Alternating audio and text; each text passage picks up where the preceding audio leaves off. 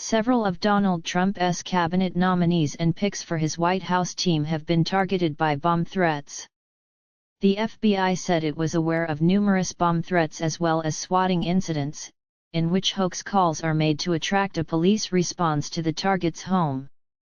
Threats were made against at least 9 people chosen by Trump to lead the Departments of Defense, Housing, Agriculture, and Labor, as well as his pick for U.S. Ambassador to the United Nations, among others. Police are investigating the incidents, which happened on Tuesday night and Wednesday. Caroline Leavitt, a spokeswoman for Trump's transition team, said the Trump appointees were targeted in violent, un-American threats to their lives and those who live with them.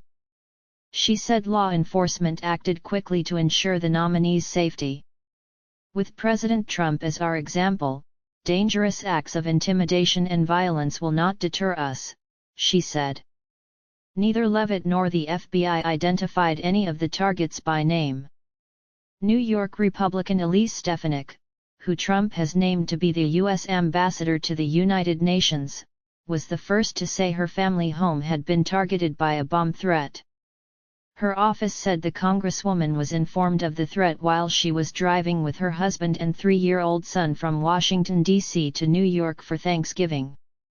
Defense Secretary nominee Pete Hegseth later confirmed that he was also targeted. On X, he said that a police officer had shown up at his home on Wednesday morning, as his 7 children were sleeping inside, to notify him they had received a credible pipe bomb threat. "I will not be bullied or intimidated. Never," he wrote.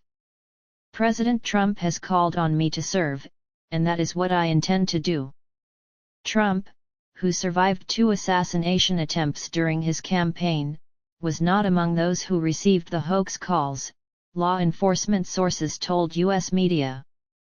He has received genuine threats recently, according to officials in Arizona who arrested a man earlier this week for posting videos on a near-daily basis in which he threatened to kill Trump and his family. None of those targeted this week were protected by the U.S. Secret Service, according to media reports. Lee Zeldin, who Trump has nominated to become administrator of the Environmental Protection Agency, also confirmed he was targeted, saying a pipe bomb threat was sent to his home with a pro-Palestinian-themed message.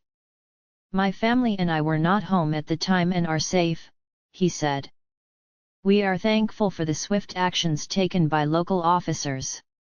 Brooke Rollins, Trump's pick to lead the Department of Agriculture, posted on X to thank police in Fort Worth, Texas, for their swift efforts to investigate a threat to her family on Wednesday morning.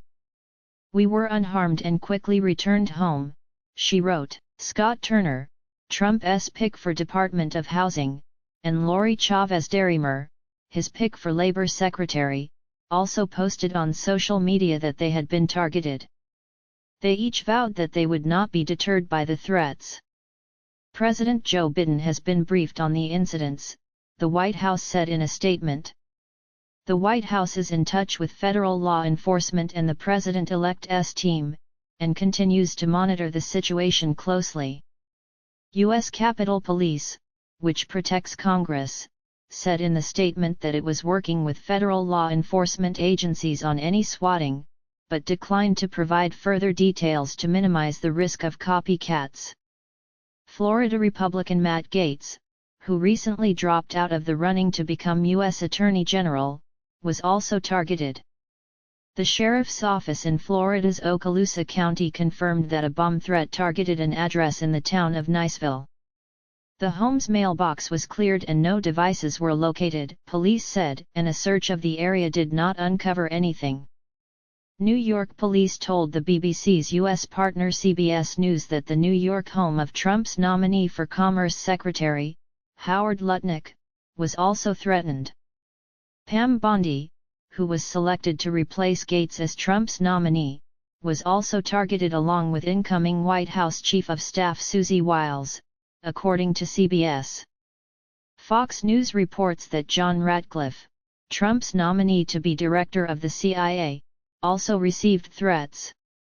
Similar hoax tactics have been recently used against other high-profile political figures, including against the judges and prosecutors who oversaw the criminal cases against Trump. Last year, U.S. politicians around the country were swatted over Christmas. Most were Republican, but some Democrats were targeted as well.